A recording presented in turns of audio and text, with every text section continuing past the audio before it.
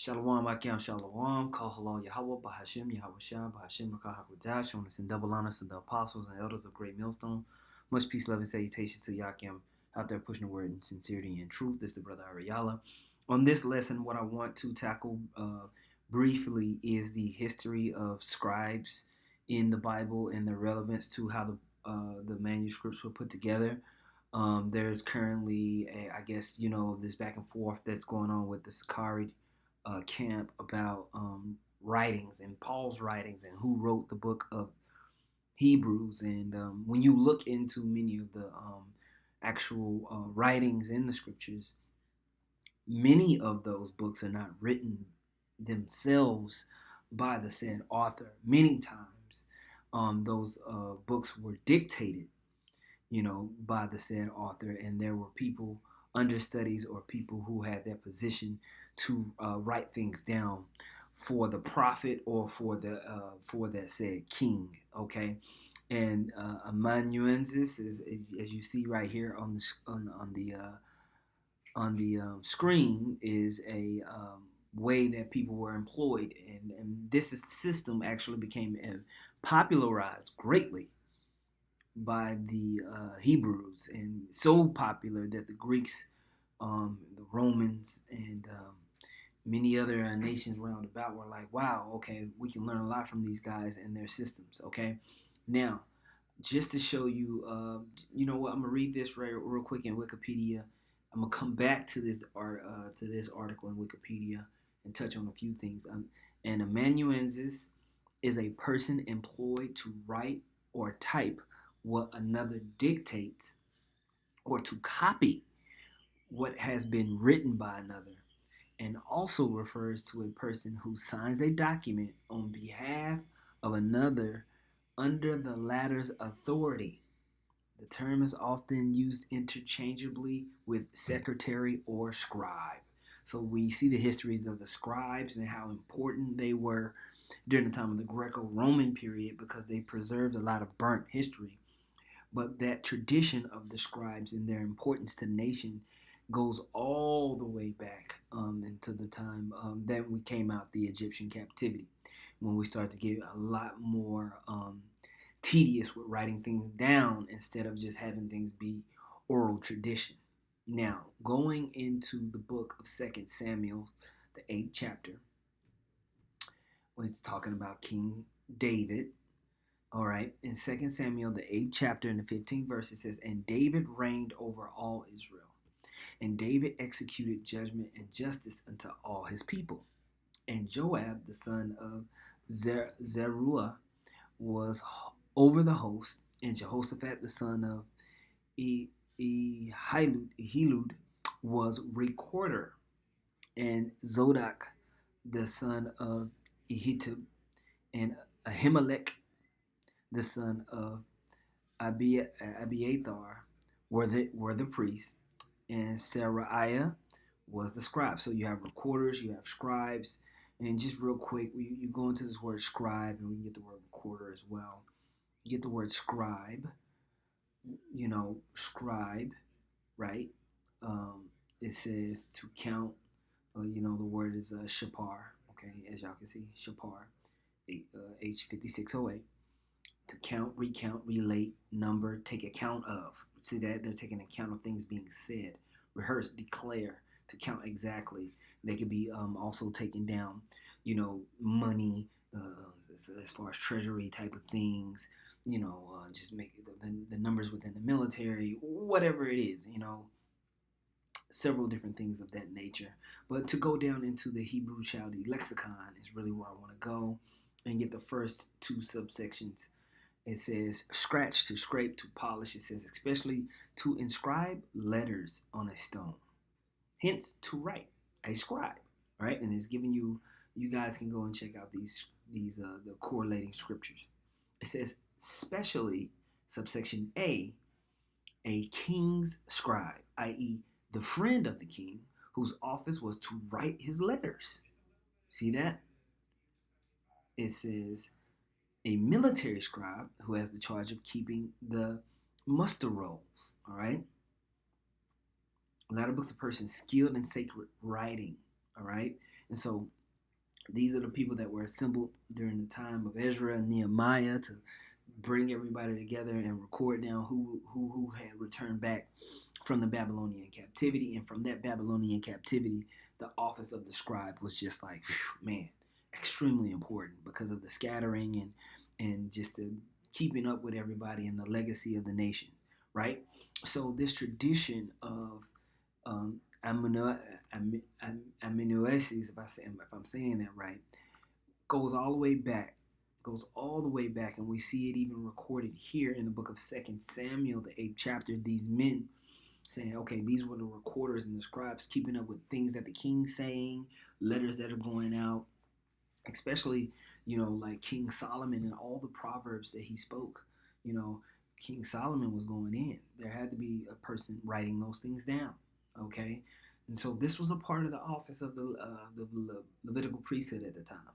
First Chronicles 24:1 says, now these are the divisions of the sons of Aaron, and the sons of Aaron, Nadab and Abihu and Eleazar and Ithamar.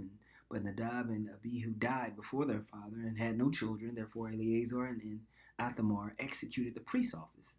And David distributed them, both Zadok, the sons of Eleazar, and Ahimelech, the sons of Ithamar, according to their offices in their service. And there were more chief men found of the sons of Eleazar than the sons of Ithamar. And thus were they divided among the sons of Eleazar. There were 16 chief men of the house of their fathers, and 8 among the sons of Ithamar, according to the house of their fathers. And thus were they divided by lot, one sort with another. For the governors of the sanctuary and the governors of the house of the Most High were of the sons of Eleazar and of the sons of Ithamar. And Shemaiah, the son of Nathaniel, the scribe, one of the Levites, wrote them before the king and the princes, and Zadok the priest, and Ahimelech, the son of Abiathar, and before the chief of the fathers and of the priests and the Levites, one principal household being taken for Eleazar and one taken for Ithamar. Okay, and so you can read about that if you want and go into that. Now, when you look into First Kings 4:1, so King Solomon was king over all Israel, and there were the princes which he had, Azariah and the son of Zadok,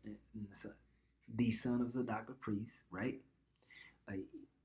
Elihoreph and Ahiah, the sons of Shisha, scribes, Jehoshaphat, the son of Hilud, the recorder. All these things, you can go to the recorder and see just a remembrance and keeping all these things a record to record. This was that tradition, right? Looking into Solomon, right? Proverbs 25:1. For these are also proverbs of Solomon, which the men of Hezekiah, king of Judah, copied out.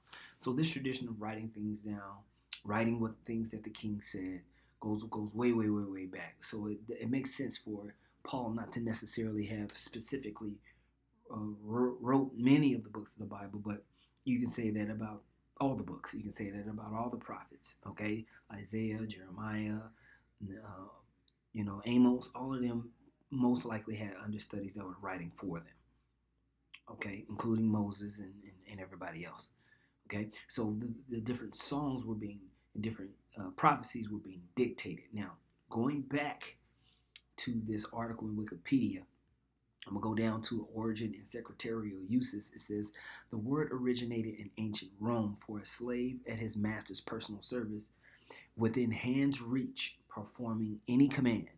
Later, it was specifically applied to an intimately trusted servant, acting as a personal secretary. All right. In the Bible, the Apostle Paul is shown as the author of the book of Romans, right? However, at the end of the book, Tertius of Iconium describes himself as the scribe who wrote the letter. You see that? And so we even see that when we go to Romans chapter 16, verse 21, 22. It says, Timotheus, my work fellow, and Lucius, and Jason, and Sosipater, my kinsman, salute you. I, Tertius, who wrote this epistle, salute you in the Lord. You see that? And so he was one of Paul's understudies, and Paul dictated things to him, and so he wrote them down. Okay? This was very, very, very common. So we have to understand the nature of how these, things come to be. If you're a king sitting on the throne, you're not going to sit there and write a letter. You'll have a trusted fellow servant, and you just tell him, write this to King such and such. And I, sir, something such and such, do command that, 10,000 horses be rendered to the service of Prince such and such for whatever war. And someone will write that down, and then you have an actual person go and take the letter. Okay? Very common. Now, this is an article I pulled up from veracity.net, and it was specifically over Second Timothy. It says why Second Timothy was written under Paul's authority and why we should care. Now, I'm not going to read this whole thing. You can type it in and figure it out. I'm going to skip down to the part that is most pertinent. Going down, I'm going to read a little bit above the highlighted section here at the top. It says, part of the differences can be explained by the fact that the letters of Paul were written over a 20-year period of time. Paul, like any other person, surely changed and developed and matured over that 20-year period. Do you think act and write exactly the way you did 20 years ago?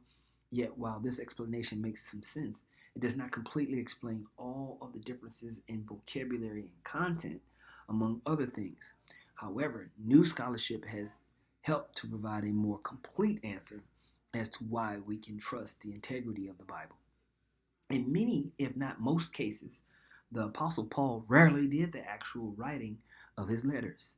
If you do not believe me, simply read Romans 16:22, where Paul's secretary, Tertius, acknowledges that he is the one who wrote the letter under Paul's authority. Here, here were Paul's ideas, but Tertius was effectively the guy with the pen. Ancient letter authors, such as Paul, typically employed an amanuensis, right, which is basically a fancy word for secretary. But such a person had a very interesting role in ancient Greco-Roman society, right?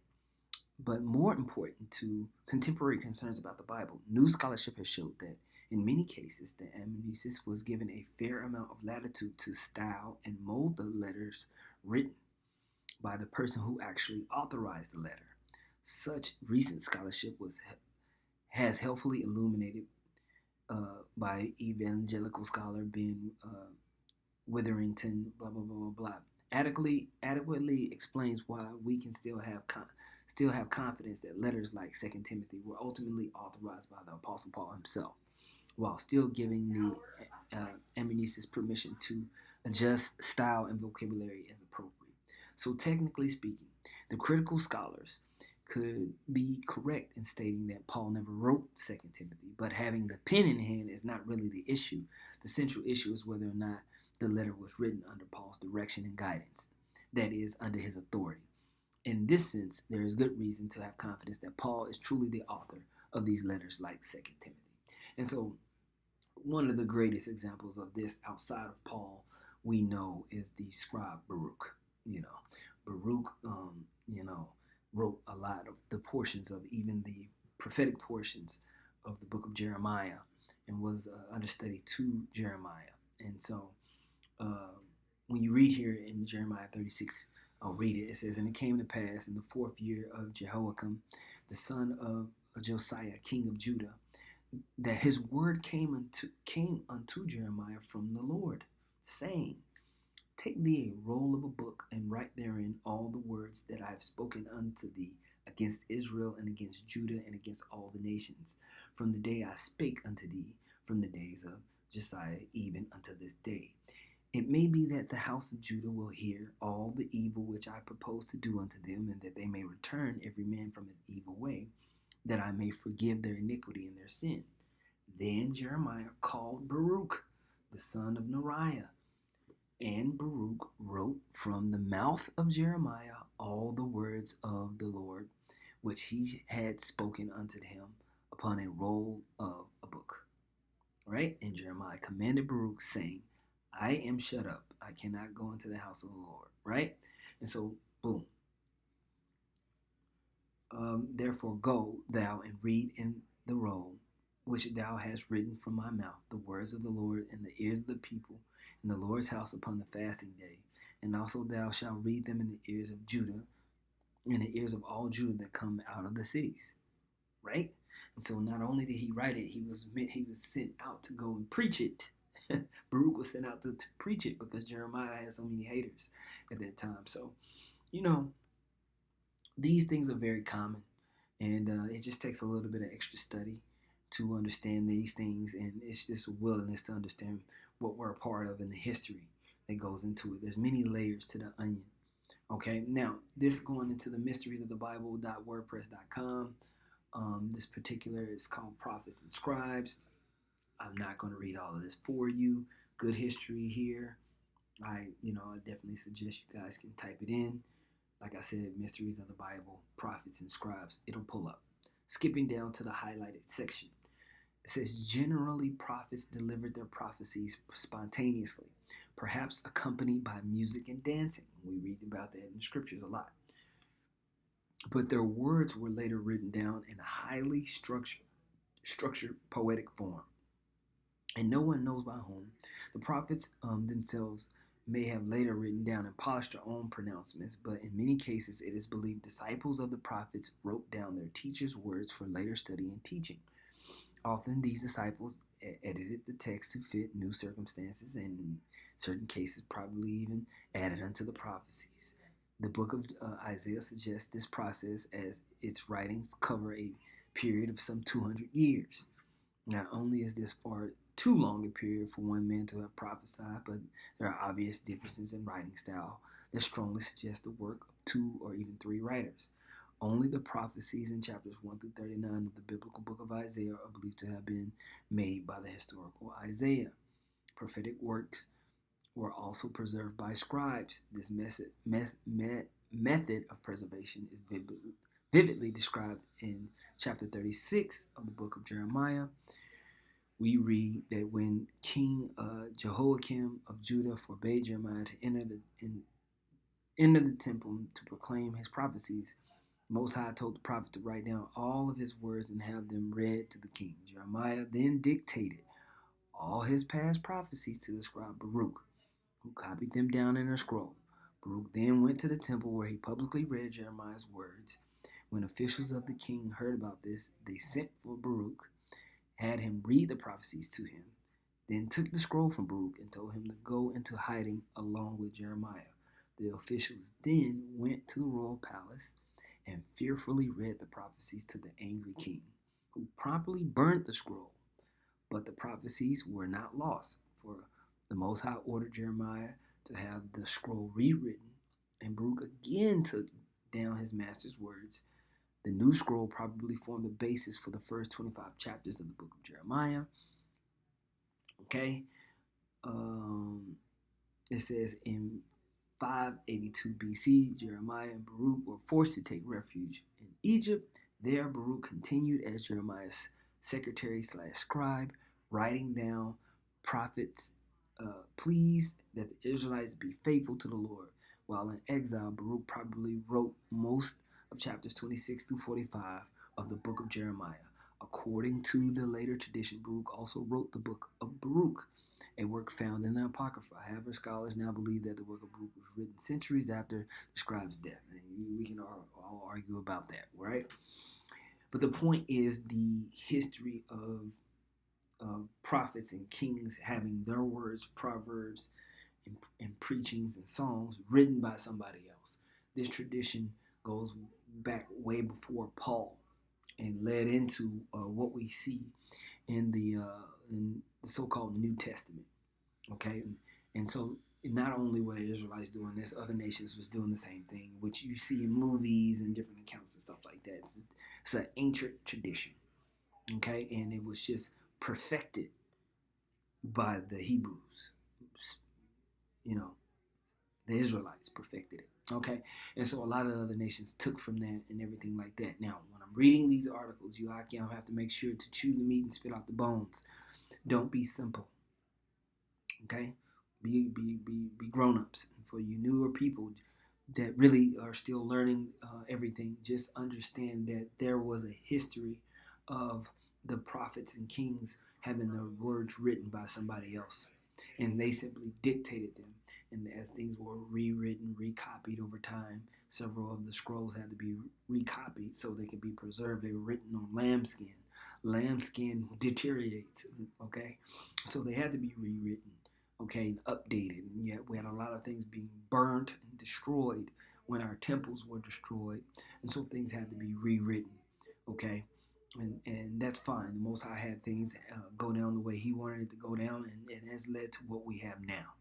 Okay, and so there is a level of faith that you have to have, and that's with anything, of course within the scriptures, but a lot of the ancient history is after it being rewritten several times. Okay, and so I wanted to go into that briefly, touch in on that. You guys can look at it more, look up these different words that I brought out more if you want to. Lord willing, this kind of brings a little bit more understanding to the overall points that have been made by other brothers and elders and apostles. And so just please leave a comment or a question or whatever you have in the comment section, and we'll go from there.